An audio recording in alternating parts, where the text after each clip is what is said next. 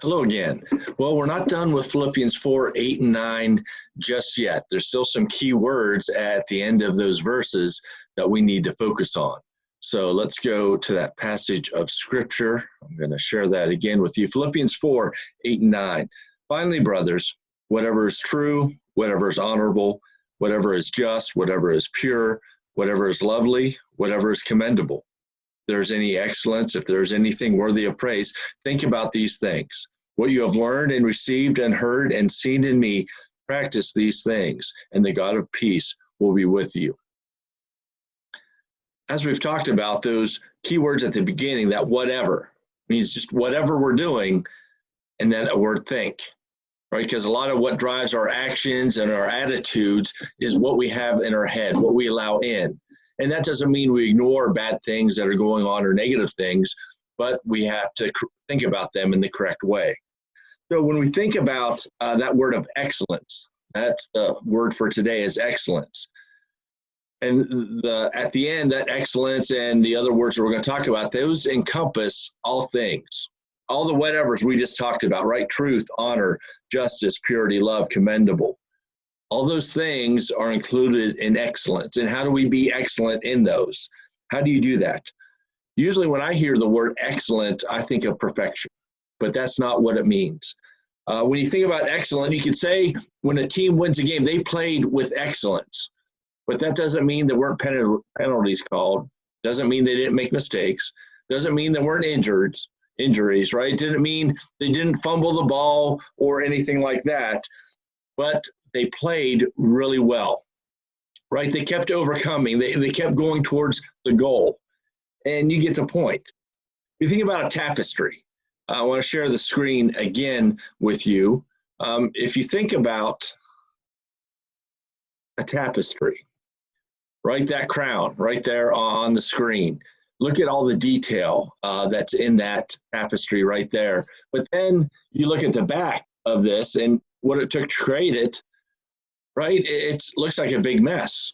And if you think about it, you could probably guess that it was a crown, but could you look at it and look at all the detail and point out all the detail that was in that crown just from looking at that, right? The object is no, you couldn't do that.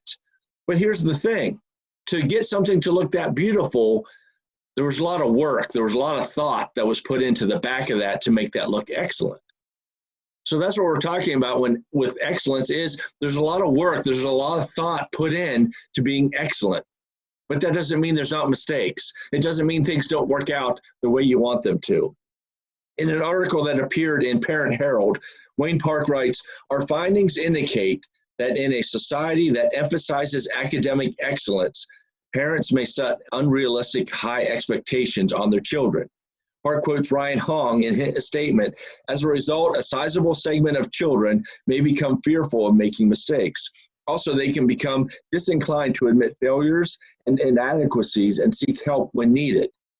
Dissecting helicopter parenting is all the rage these days. Essentially, it seems to be a method of parenting without grace, in which there is enormous pressure for a child to always succeed, but leaves them with no way to deal with mistakes and feelings of fear to confess those mistakes to their parents. Right? You've seen it. You've seen the parent at the ball field or whatever. The kid makes a mistake, screaming and yelling. And then what happens? You're afraid to make a mistake again. And that's the way in today's society as well. When we're looking at this virus, people make mistakes. They can't be afraid to push ahead to move forward with excellence. Here's the truth. We can do everything with excellence and still not get the results we want. Right? We can work with excellence on a patient, and that patient for some reason still dies. But that doesn't mean that the next patient that comes to us, we don't continue to work with excellence. You can do everything you can to prevent the spread of the virus, right? You can wash your hands, several times a day. You can wear a mask. You can limit how many times you go outside, right? You can social distance, and the virus still spreads. But that doesn't mean you still don't act with excellence and you don't think with excellence, right? If you choose not to think with excellence, nothing gets better. We tend to focus more on the effects rather than how we think and function, right? No matter the outcome, We always think and function with excellence. That's what keeps us going. And that's what our healthcare workers need, our first responders need. That's what people who are sheltering in place needs, keeping that social distance, right? They need to think with excellence, and they need to keep acting with excellence as well. So please pray that word of excellence into the people's lives today.